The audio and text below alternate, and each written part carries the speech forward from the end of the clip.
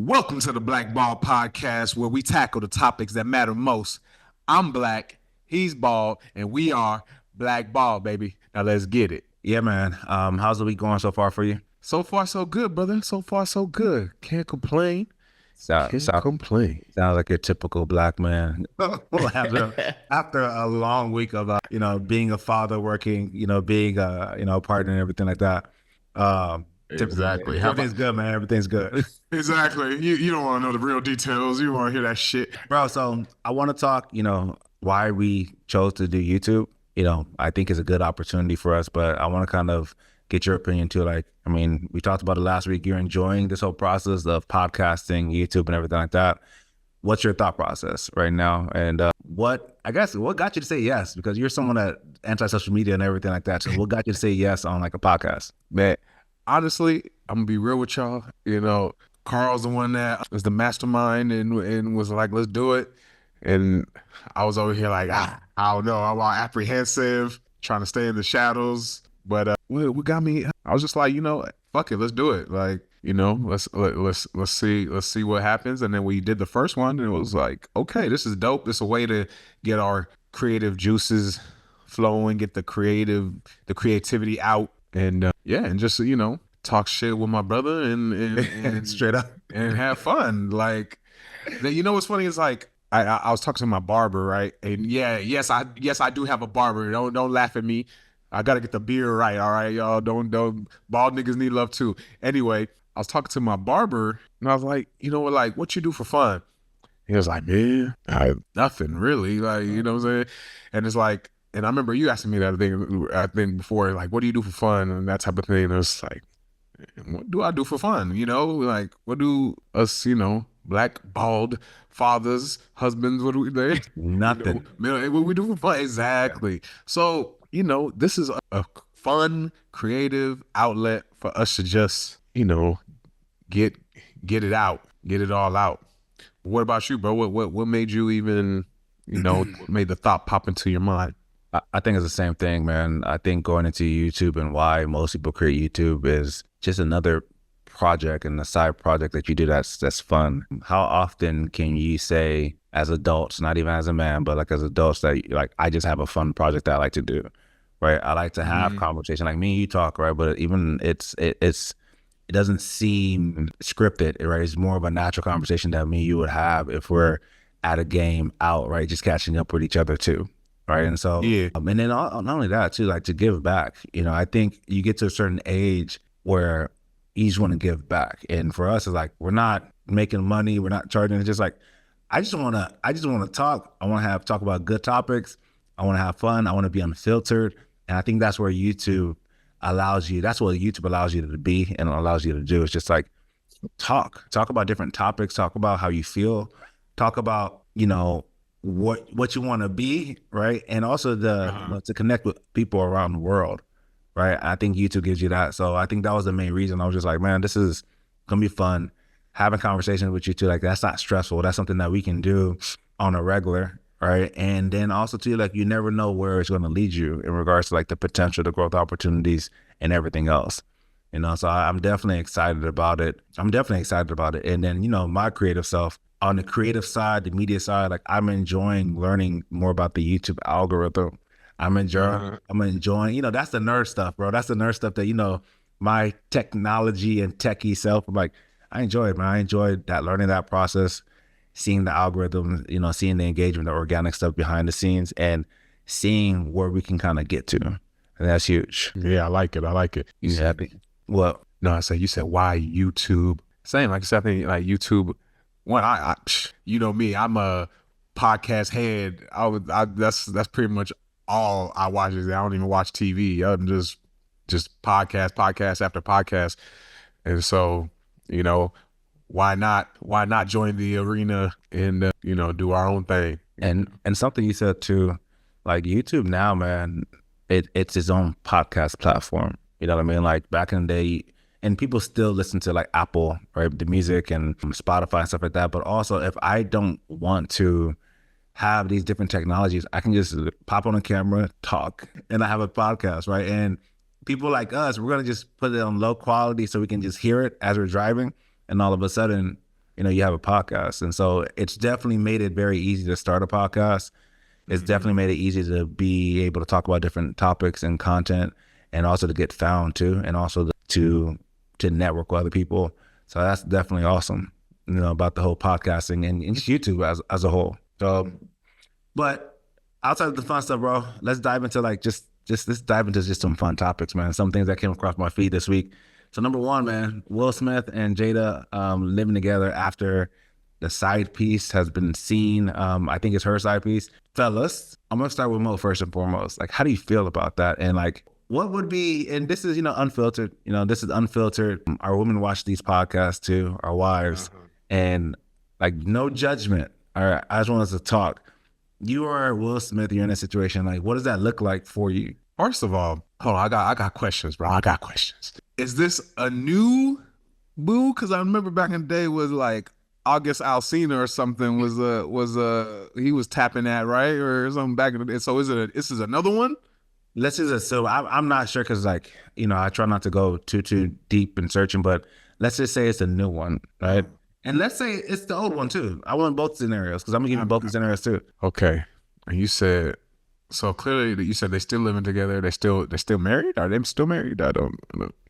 We don't know the paperwork. I'm sure they are. Well, let me put myself into the mind of Will Smith and understanding how this marriage thing goes, and the legalities and the finances and all of that good stuff. I'm pretty sure he's probably in a mindset of cheaper to keep her. It's cheaper to keep her.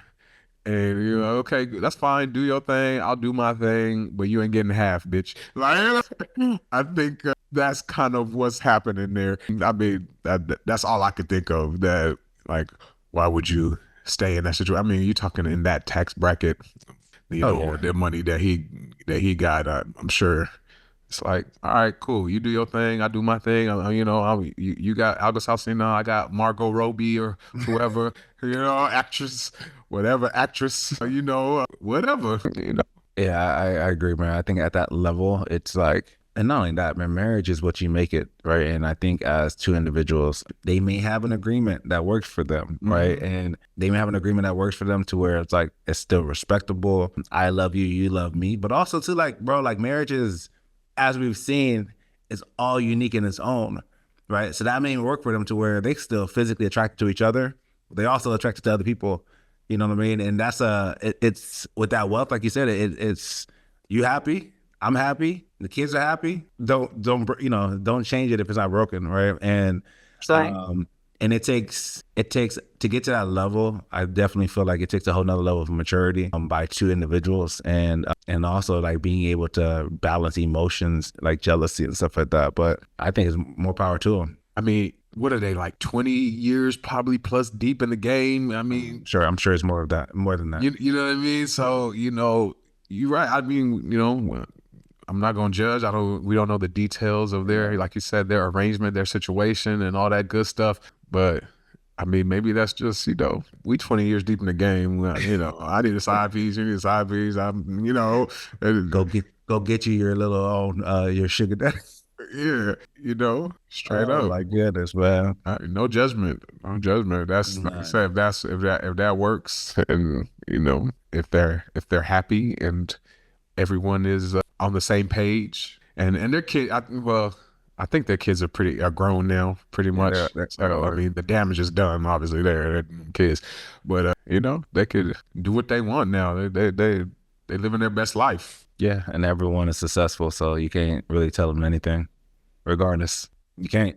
Like, it's like, there's that saying, it's like, be successful, no one can tell you anything. And their family's successful, the kids are successful, they're still in movies, they're still dropping music. Like, you really can't. There's nothing you can say against him outside of he slapped the shit out of Chris Rock. That's all. That's the only thing you can say about Will Smith. But you can't say, like, from a box office perspective, from a music perspective, like, he's successful, bro. Yep, 100% successful. Never lost. And you can't say anything about that.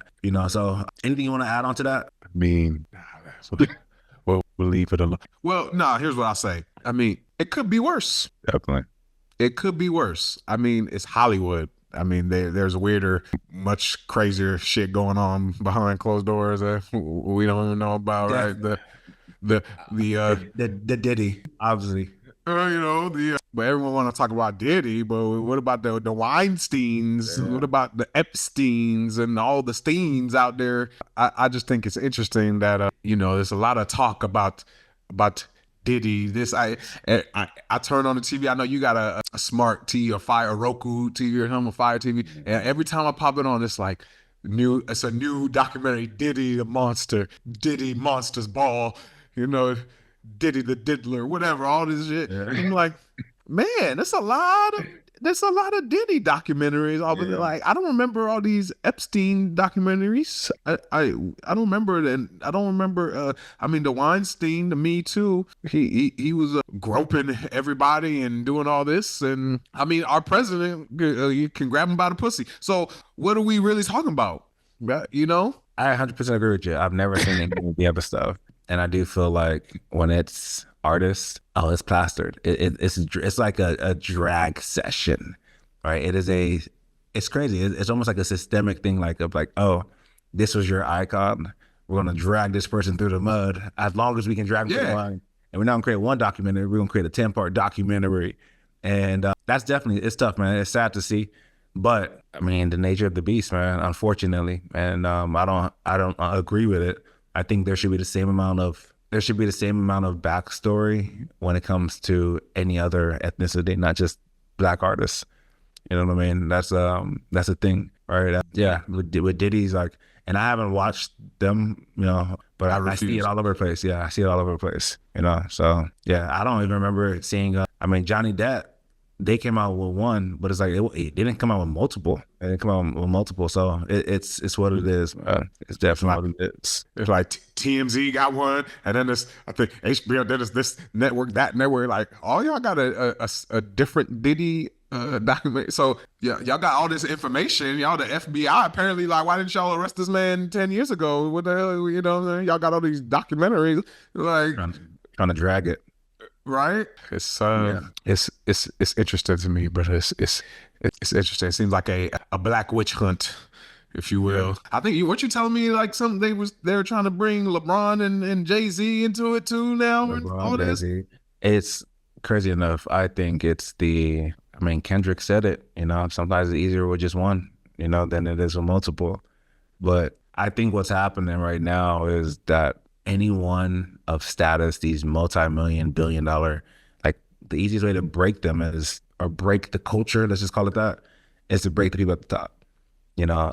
So Jay-Z, from what I heard, is he's now doing he's doing like a defamation type thing, all sorts of stuff to this one lawyer that was trying to go after him. As he should, because if you're going to side with somebody, crushes. Yeah. And here's the thing that, and I know this is very contradictory, like, just a lot of people aren't going to like this. I feel that there should be a clause or a law that's like, if you have not come out about it, you can't bring this shit 30 years ago. You can't bring it 20 years ago, 40 years. Like, it was such a different time back then, right? To where, we didn't go through these things, but like, Luke parties, you hear about. All I know is the music. I just know, that's all I know, right? But to hear the backstories, to hear that, the Luke freak parties, to hear about, we're hearing about Diddy parties. It's like, was it really that back then? Like, it was music, drugs. Like, that was the top. It was music, drugs, right? Unfortunately. And I just feel like, and I don't support any of like the rape and all, but like, there should be something that, like, not necessarily protects, but it's like, man, come out about it, or you waive your right. Don't do nothing where it's like, oh, well, when we're both 18 and y'all not 40 and this person now successful. When we was 18, they had nah, man, that's not how it is. It's weird. And you don't see it being reversed. You never see a guy saying, well, back when I was 18 or 19, my teacher, she sexually assaulted me. You don't see that. You don't see it, right? It's unfortunately, it's coming out from a lot of women towards guys. You rarely see it. And the main reason is guys are like, so you gonna really complain? Also, there's probably nothing to gain. What are you gonna gain from that teacher is probably still there, or what? You're gonna sue her for $20? Like, wouldn't, like, you know what I'm saying? Like, yeah, I don't get it. Yeah, I definitely don't get it, man. And I don't know. I got another topic for you, man. What's your thoughts on the influence of us as parents on our kids, and not only just parents, right? There's a lot of people that co-parent. There's a lot of people that are separated. And so the influence of also the co-parents is partners or spouses, right? And the main reason I'm bringing this up is because I saw something on my Instagram that said Kanye West's daughter is now starting to dress like his current wife's. And from what I've seen online, she barely wears anything. Yeah. And so, exactly. Right. So what's your thoughts on that? And like, on, do you feel like there's an impact when it comes to us as parents and our kids? And more importantly, when people are co-parenting or separated, how that impacts? Well, I mean, of course, there's, first of all, I mean, everything boils down to the parents. In my opinion, your child becomes an axe murderer. Your child shoots up the school, and I had no idea he was such a nah. You was an ain't shit parent. I don't want to hear it. You had something to do with it. Either you didn't, you allowed it, or you didn't talk to your kid enough to prevent it. So either way, I feel like the parents are responsible when it comes to those types of situations. Now you talking about, man, the little girl dressing like his current wife. Yeah. Man, I mean, that's sad. But once again, like we were talking about with the Will and Jada thing, right? Like it could be worse. Like Hollywood is, is a weird, place, and being in the media, the eye of the media, and all that goes on. I mean, we're gonna say she's dressing like Bianca, but her mom dressed like that too. What you mean? Like, why we're gonna blame the other woman? Nah, I mean, her mom's famous for sucking. Her mom is famous. Is a billionaire off of a sex tape. So come on now. It's like I think it's important that for young men, because I don't think we're taught to discern these women, like we were talking about our 16 and 20-year-old selves last week and whatnot, what we would tell them and whatnot. Like I think a big thing I would say is, like, as a man, careful where you plant your seed. You know what I mean? You have to really, really do your due diligence on that soil before you plant that seed. Cause you like, oh, she's bad. It's Kim Kardashian. Like, okay, how bad she is that who you want to be the mother of your daughter? Is that who you want to be the mother of your son? You know what I'm saying? Like, so we as men, we have the we have the control. We have we have to make the choice to be better. Yeah. We gotta make the choice to be better and make a better choice. And yeah, you're right. But I also showed you the power of influences, I think specifically for moms, that may go also unknown, right? Like for you to say like, well, yeah, Bianca dresses this way, but the mom dresses that way too. It's like, you don't know where it's coming from. And when both are the same in regards to dressing and carrying yourself, yeah, there's definitely dual impact. And that's why I'm like, okay, so yeah, we could blame the moms, but Kanye chose for those to be the influential, the maternal figures in his daughter's life. Like, say what you want, like that's who you chose to be. And like, once again, and that's why I say, man, we need to make a better choice, and not just she's bad. It's like, okay, yeah, she's bad, but what's really in that soil? Like what where you really putting your seed in. And the other thing, man, like we don't, like we're not taught is like, okay, you put your soil, you like not just the soil, but what about the roots? And like because this is something my barber was talking about as well the other day. He was like, what they don't tell you about marriage, it's like you're not just marrying the woman, you marrying the family, you marrying you're in the we're not taught that. We're not taught to think about that. Yeah, the future company, for sure. Yeah, like, so for those of you who aren't married yet, it's what you need to think about. Yeah. What situation you're getting yourself into before you get in there. And what's crazy about it is you're not thinking about that, like when it comes to like marriage, right? You're just thinking about, okay, I love this person right now. It is way more work to have to, and I guess this is what you need to put into before marriage, but it is more work to say, okay, like I need to anticipate from looking at her family history, from what can potentially be how she may act, what her values are, what she, you know what I mean? Like that's kind of what you mean as for looking down the line, right? As much as possible. Yep. And then how your families are gonna mesh or lack thereof, or vice versa. You know what I mean? Or how are you gonna mesh with the fam, or how's that?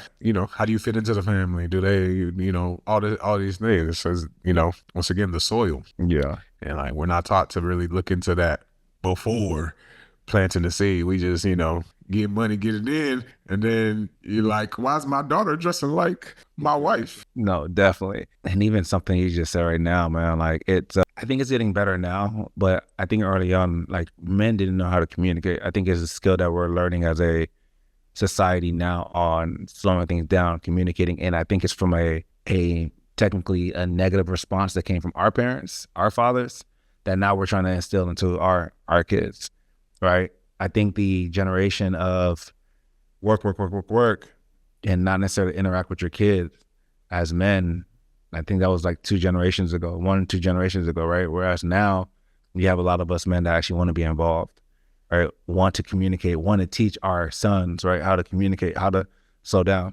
I had a moment with Noah, like this was it's probably like yesterday or 2 days ago, and he's like, "No, Daddy, like I don't want to talk. Like I always want to say, son, you think I want to talk all the time? You think I want to drive to where we're driving to right now? Like you have to, right?" And it was one of those moments because I can feel him trying to tantrum, and we had a conversation like 2 minutes of like, you have to use your words, right? Because this is how people understand you, even though if you don't want to use it.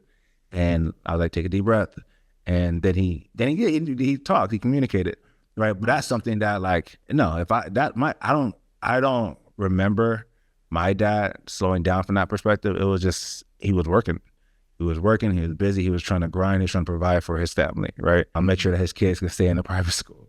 But I think that is a huge shift now, right? When it comes to communication of us as men taking our time and saying, okay, cool. Like I want to slow down and communicate. All right. Were you taught communication? I already know the answer to that. No. No. I wasn't taught communication, in the African household, as we talked about, in this, give me the remotes, give me some water. Hey, shut up. There's no, literally talking is talking back. Like, but okay, so how are we supposed to communicate if I'm not allowed to quote unquote talk back? Like that's talking, that's communication. Like, so I go do this. Okay, so and then I ask a question. Don't shut up. You're talking back to me. It's like So yeah, I think our generation, especially of first or second generation, however you call it, generation Africans, I think we're learning from our parents' lack of communication and definitely being a lot better at communicating and actually conversing with our children. And like you say, you're teaching Noah like communication is important. I think regardless of African, whatever, I think also just men in general, we're not taught to communicate.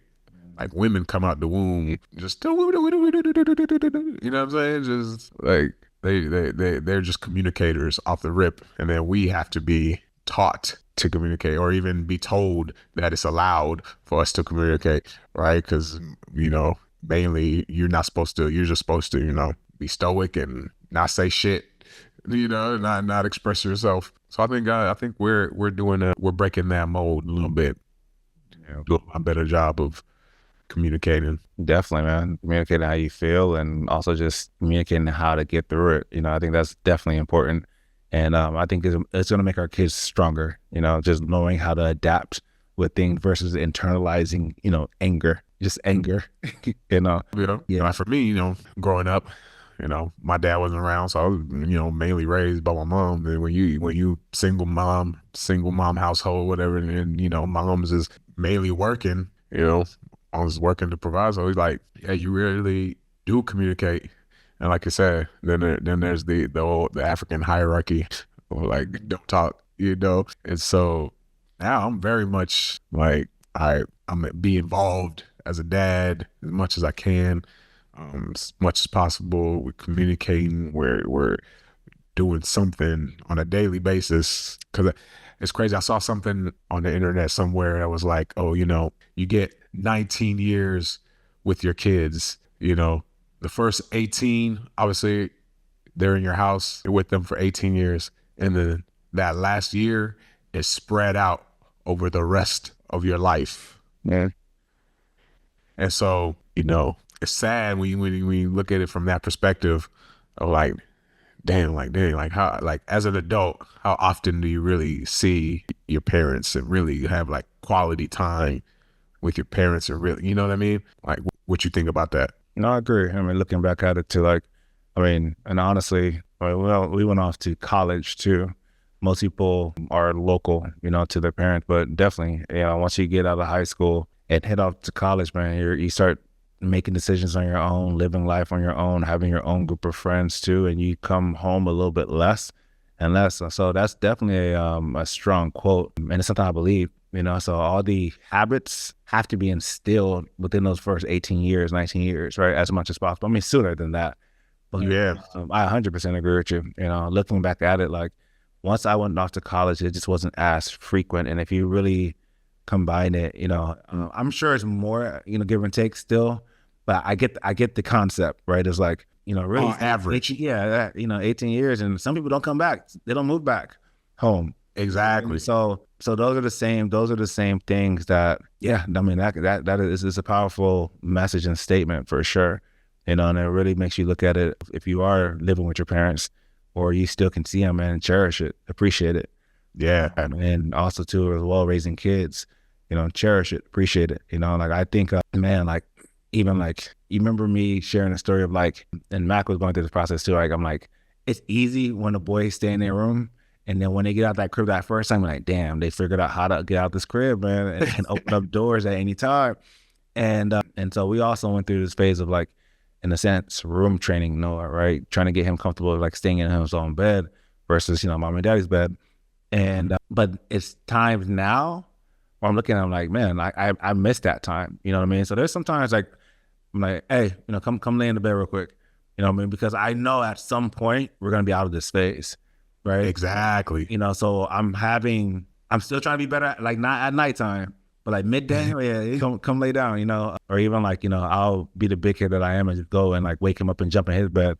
But that is something that makes you really reflect at all of that of like, man, time is like, you can't waste time, you know what I mean? And we don't know how much time we're going to have on this earth. And so with our kids, with our parents, man, appreciate it. I know parents can be frustrating. You know what I mean? Like I know parents can be frustrating, but that small amount of time, that little small check-in, that small text, that small FaceTime, whatever you can give a parent, it goes a long way. And I do believe that it pours back into them as parents to make sure that they're living for something, right? Stronger, healthier, happier, right? Just by hearing their kid voice. You know what I mean? Yeah, bro. Like, yeah, it's a very strong message. Yeah. I mean, and like you were saying, like for you, you live close by to your mom, to your parents, and so you would probably, it's probably a little more for you. Like you see your mom a little more frequently than most. But a lot of people, I mean, you probably not seeing your parents maybe every Thanksgiving or every Christmas or something like that. You know what I mean? And like or every so on, depending on if you live, in close proximity to family. So yeah. Like you said, just gotta cherish. Well, it makes you appreciate your parents. Appreciate the time you have, because we don't know what time we got. And then the same thing, vice versa with your kids. Like appreciate that time, versus complaining about it or not being appreciative of it or whatever the case may be. Like we got to switch that mind frame of like my kid is asking me all these questions like daddy. Like eventually he's not gonna want to have nothing to do with you. Like, you know what I mean? And you gonna wish he was like daddy. So, you really gotta look at it from that perspective. Yeah, man. And I definitely go in and out of it. There's sometimes we're like, all right. And that's I feel like the hard part of us as dads, right? As fathers, as men, because I feel like moms, wives, they're naturally nurturing, right? Grandmas, like I'm sure your mom lets Matt do way more than she let you ever do. They're soft, yeah. Right? They're softer.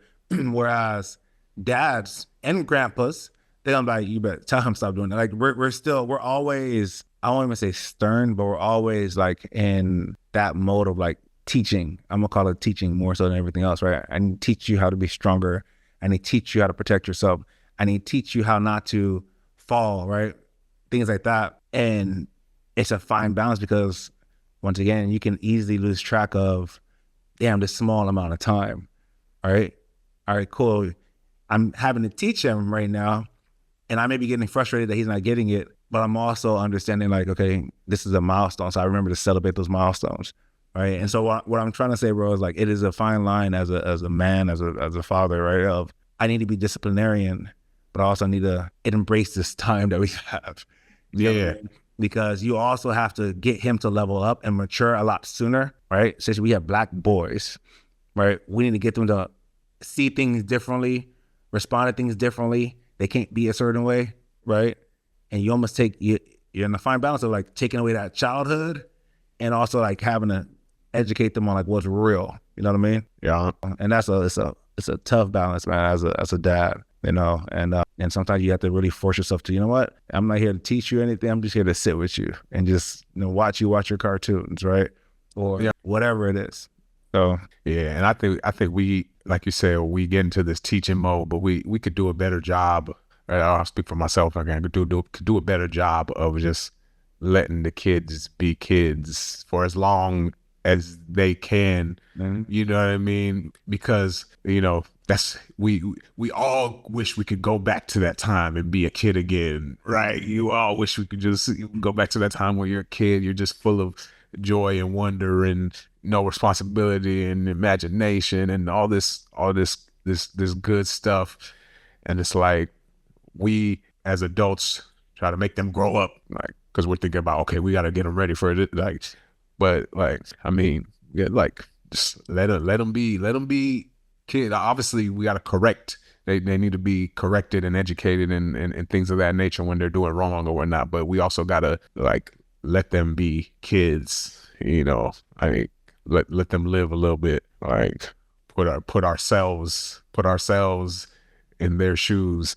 for sure, Like, for sure. you know, like I think about that all the time. Like, I put myself in his shoes. Like, okay, am I being the dad that I would want? You know what I'm saying? Like, am I being the dad that I would want? Do what would I, you know, would I want to hang out with myself, or I'd be like, leave me alone, dad, I can't stand you. Like, you know? And that's inevitable, man. It's gonna happen regardless. There's gonna be some point where our boys just hate us, can't stand you. Like, but yeah, like I see what you're doing though. Try to put yourself in their shoes. Yeah, you gotta empathize with the kid and be like, you know what I mean? Like I know, you know, as fathers, like you said, we're fathers, like we just have expectation. You know what I'm saying? We just have expectation. Like we're grooming them for greatness and adulthood and all these things. And it's like, at the same time, all right, the dial it back and like, okay, like we could also have fun. Just let the kid be a kid and remember. And also, like, remember when you were that age. Like, we can't remember when we were that age, but I'm sure, you know, your mom wanted to bust your head open when you were that age as well. Like, you know what I'm saying? So when our kids are doing things that make us, like, you know, infuriated, it's like, we gotta think, like, I probably did this, you know, I probably did some stuff where my mom wanted to whip my ass too. So, you know, like, we just gotta, it's always a balance of like looking at it from a different perspective. Like sometimes, like, yeah, okay, we need to discipline. And then sometimes, like, you know, and then sometimes it's like, all right, like, he's a kid. Let the kid be a kid. Let him make a mistake. You know, everything is not the end of the world. You know, For sure. Don't and yeah, just be there, but let it play out. You know, I think that's the best thing. You know. But another thing I want to talk about is as men, right? We hear this all the time of like, I know early on, you go from boys to like in high school and college, and there's talks of like, you know, oh, this is the type of traits I want in females, and this is the type of traits I want in, you know, my wife or my girlfriend, whatever the case is. You're not even thinking about wife in college, but this is trait I wanted in females, right? What would you say? Like, I'll say 2 to 3 traits, you know, that you feel like makes a genuine woman, right? And once again, you know, once you get answers in college are totally different than like now, right? Also, us being older now, having families and stuff like that. Like, what are the traits that you feel like if you were advising somebody to look for, these are good traits of a good quality woman? You got to look at their values. You got to look at the values. Values first and foremost. So when I say values, like, what do they value? Do they value being a good person, being a giving person, being a kind person? Everyone has their moments or whatnot, but is their default like at the core, they're a good human being too? I say this now, I probably wouldn't have said it back in the day, but You know what I'm saying? It changes, right? It changes your era. Yeah. I mean, yeah. Like, once again, we talked about it. Like, being bad is not enough. Oh, she's bad. Or okay, now your daughter's dressing like a stripper. Like, so you better look for the value, like the core values. Like I said, is she a good person? Is she generous? Is she attentive? As is she a good team player, as far as being in a relationship, or is she selfish? Is she all about me? Is she, all about the social media and how everything looks to the outside world, but not focus on what really matters? What I mean, the reality. Is she grounded in reality? Is she connected, with God? Is that a value? Her childhood, her upbringing, is her parenting, her background, that all that stuff is huge. Does she have a healthy relationship with her father, specifically, with the healthy relationship with her parents, her siblings, her friends? What kind of company does she keep? These are all the types of the qualities and things that says man needs to look for, like I said, when we're tilling the soil, and before we plant them seeds. I'll keep thinking and add some more, but you go ahead. If you got something, go ahead. Man, I mean, I think what makes or traits that you should look for in a woman, someone that's genuine, and like it is the same thing. Like you hear the saying that like people don't marry for looks, right? Don't marry for this. And it's true. It's certain traits that, like, when you're at your lowest, right? Your lowest. What are the traits that someone can help you get out of that, right? People that are genuine, right? So the genuine trait, like you genuinely care, and you genuinely care what someone has to say, right? You genuinely care like about their livelihood and well-being. You genuinely care like on how they feel, because there's some people out there, and there's some women that just, they don't care, right? They're there for a check, they're there for a status, but they don't necessarily genuinely care about the individual, right? Mm-hmm. And so all that stuff plays a huge part, right? I think the second trait, and this is really weird to say this, right? But flexibility, right? I'm not talking about flexible like sexually. I'm talking about like just flexible, right? Because to be flexible and adaptable as women, men are behind when it comes to like emotionally, right? When it comes to like relationships, right? And so I feel like there are those type of women that are going to snap and be annoyed, and why don't you understand this, and why do you keep leaving your stuff on the ground, and blah, blah, blah. And there are women that are flexible and like, all right, like, why is this going on, right? And then they also get to that level of understanding with you. Okay, like he grew up in a single family home, right? He doesn't know how to learn. He didn't know, he wasn't taught communication, right? You have to be flexible for that part of it. If not, you're just gonna be angry all the time as a woman. You know what I mean? Yeah. You're gonna be angry all the time. And so I think genuineness, flexibility is huge too, because once again, as men, it takes us time to kind of catch up when it comes to like relationship, responsibilities, like all that stuff. And when we finally get there, that flexibility and you can call it patience, it pays off. You know what I mean? It pays off. And then I think the next one, like you kind of hit this a little bit too as well, like faith, right? Someone that has a strong faith and spiritual belief, they believe in something, right? They have a understanding that, whether it's belief in you as my husband or belief of the vision, right?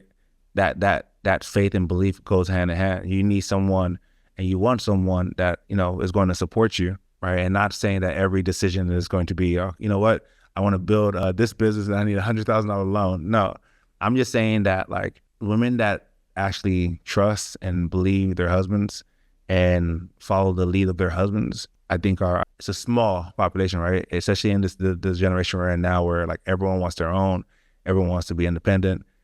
I feel like you're stronger as a household when you have a woman that's like, I believe in you. How can I support you? How can I empower you? Right. And then also as a husband, like, okay, cool. Like, what do you need to as well? Like, thank you for those, but what do you need also? And so I think those are my three. I think it's, comes from being genuine, flexibility, right? And I think just the faith and belief, right? And the spiritual part too, as well, of like, I believe in the big picture. And those are traits, right? And I think that can make any marriage work when you understand, okay, this is the vision. We're all on board with it. You know what I mean? Those are my thoughts. Back in the day, you'd be like, yeah, man, she gotta have a badass. Yes. You know what I mean? Like, And I'm not saying she doesn't have to have those things. I'm just saying she also gotta have some values and some morals as well as, being bad. Like she can't just be bad. You know what I'm saying? Like that's really what it is. We're not saying, being an attractive woman is not a bad thing, but if you don't got nothing else to offer but that, it's like, okay. Yeah. And I think too many of us settle for that. Oh, she bad. That's it. I'm gonna add to it. I don't know what number I'm on, but I don't care. Well, like she has to have some type of ambition. Like she has to have a growth mindset. She has to have a mindset of moving forward and growing. Yeah. As a human, as a person, in every way, shape, or form. Every facet, because if you're not growing, you're just dying. Stagnant. Whatever the case may be. Makes sense. You know what I mean? So I have to have a growth mindset. Have to be striving to be better in some way, shape, or form. And then what was I gonna say? Yeah, she gotta. I think I said morals already. But that ambition part is huge. I mean, definitely. I think you definitely gotta be aligned when it comes to ambition, and both of you guys working towards something. Because she can't also have ambition and you be a stay-at-home, non-motivated individual. Hey, some people got it. I mean, whatever might work for them, but I don't know. A man gotta bring shit to the table too, but like, that it's one of those where, like, I say all this too. Also say that, like, you can't be a sloppy guy and not like have goals and motivation for yourself. You know what I mean? Right. You need that too. Because that's gonna be the combat, right? It's like, well, I am all of that, but he ain't shit. Like, not yet. So we're saying the same exact thing, right? Like, these are traits that, yes, you look for in a woman, but also too as well, like as a guy, you should have the similar traits too. Exactly. Right, I'm not here like I'm finna be chilling, but you need to have a growth mindset. And I'm gonna be the same person I was 10, 15, 20 years ago. Like, nah, I'm not saying that at all. Oh, I remember what I was gonna say. You got to know how to cook. That's just a me personal thing. Like the way, ladies, the way to a man's heart, at least this man, is through the stomach. So you best to know how to throw it down. Yeah. Yes, sir. I mean, I think that goes hand in hand. I mean, and yeah, I mean, now, fortunately, also, we've been taught as men to cook. So, you can't be also, and I keep talking about this too, because I hear it all the time and I see it in some of the threads online. You have women that are just like, or you have a post and guys are like, this is everything we need a woman. And women be like, well, what if he don't do this? He don't do this, he don't do this. Guys should bring shit to the table.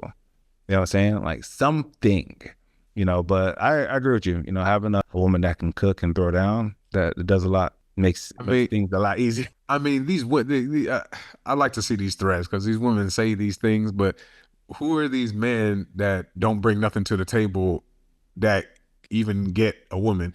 You know what I'm saying? Unless you just St. James, bing dingalang mandingo, just like you laying back and laying the wood, and she's just like, I'll do whatever. Like, but most of us have to have skills of some sort to even get a woman. Like men are the hunters, and we have to have tools. Something about you. No woman is just like, he has no ambition and no potential and nothing going for him. Oh yeah, let me hitch my wagon to that horse. Like, Let me find this one right here that has a business, has this, and can take care of me and also can contribute, so. Yeah, exactly. And so here's the thing though, when you got that man who's who does have those things, who he's an entrepreneur and he's working, he's doing this and that, and he's a A-type person, he's a go-getter. Don't be complaining when he's going getting it, talking about, oh well, he don't cook. Like, nah, I'm going and getting it, so you better fill in those gaps. You know what I'm saying? Like, you can't expect this There's always everything. Yeah. There's always a trade. Yeah. And that is something too, like on both spectrums, right? Like, you know, I want here's another one, I want my woman to cook clean, right? And it's like, all right, cool. But now if she stays at home, we can't be mad, right? I want my husband to, bring in money all the time. But if he's not around, I'm too busy for the kids. We can so you damned if you do, you damned if you don't. You know, so I definitely see both spectrums or both sides of things, and you just got to try to be even kill. You know, like I can bring your money, it'll still work, but still I got to spend time. Yeah, I think that's the key. I think that's the key where we always talk about balance, bro.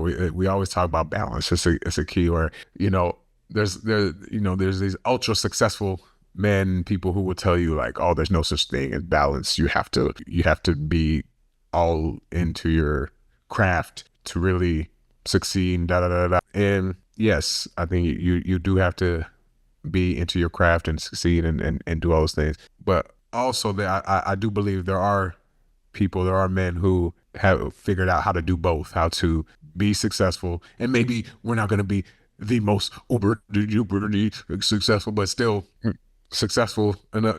And also, okay, I'm taking care of my family and and my loved ones, and they feel appreciated and they feel it's well-rounded to where it's like, now that to me is success.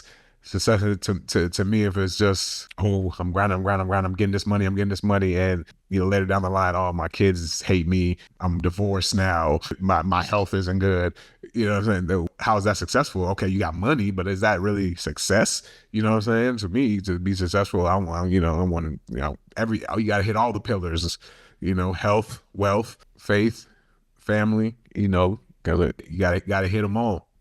So that to me is true success, and not just monetarily, because I mean we can, but like I was watching a podcast recently, I forget who it was, but it's like, the money never ends. You know what I'm saying? That you could just chase it, and while you're chasing that, you're losing everything else. It's like, what's the point? You got all this money, like you get to your deathbed and you got money, and okay, you can't take it with you.